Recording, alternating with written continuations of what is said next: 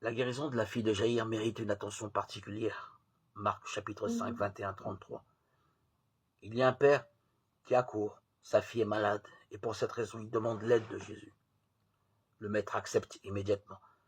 Mais sur le chemin du retour, une autre guérison se produit et ensuite arrive la nouvelle que la petite fille est morte. Cela semble être la fin. Et pourtant Jésus dit au Père, ne crains pas, crois seulement. Marc 5, 36.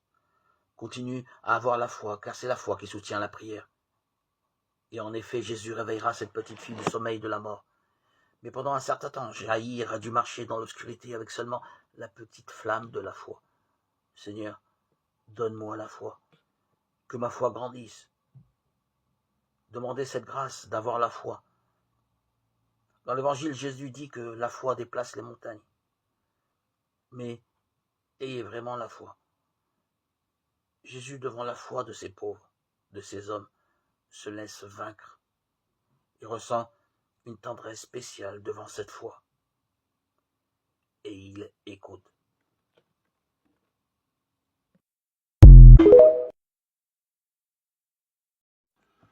L'esprit de prophétie ne cesse de souligner que le salut des âmes devrait constituer la tâche principale dans la vie de ceux qui professent le Christ. Ceux, pas quelques-uns, pas certains, mais tous. L'Évangile aurait déjà atteint le monde si nous avions suivi le schéma directeur de Jésus et si nous avions pris la peine d'encourager chaque membre d'Église à chercher ses amis, ses proches et ses voisins pour en faire des disciples.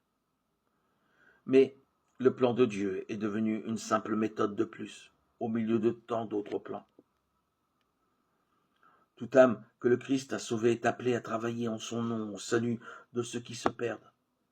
Cette tâche a été négligée en Israël. Mais n'est-elle pas aussi délaissée aujourd'hui par ceux qui se déclarent disciples de Jésus-Christ? Prenons le mot négligé. Il ne signifie pas que l'œuvre a été rejetée, mais considérée comme une question peu importante, comme allant de soi. Nous partons du principe que tout va bien, tandis qu'en même temps, nous nous inquiétons de découvrir la toute nouvelle méthode révolutionnaire qui permettra d'accomplir la mission. Peut-être une méthode qui demande peu de temps, peu d'argent ou peu d'efforts, et qui peut multiplier le nombre de membres à une vitesse vertigineuse. Et l'augmentation de l'effectif n'est pas le plus important. Il faut que les conducteurs de l'Église de Dieu comprennent que la mission du Sauveur est confiée à tous ceux qui croient en son nom. Est-ce que nous saisissons ce que Dieu est en train de dire? Avant de choisir quelqu'un pour une position de leadership dans une Église, à quel niveau que ce soit, nous devons nous demander si cette personne comprend que la mission du Sauveur est confiée à tous ceux qui croient en son nom.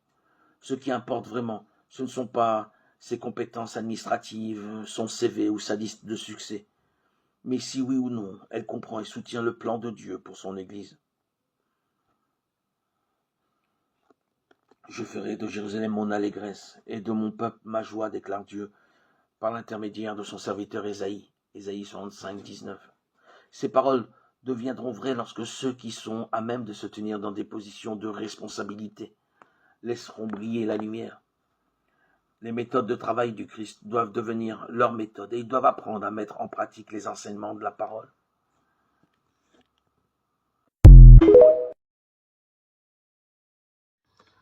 Moïse ne trahit pas son peuple.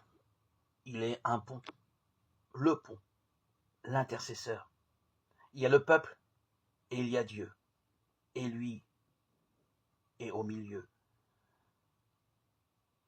Il fait le lien. Il relie son peuple à Dieu.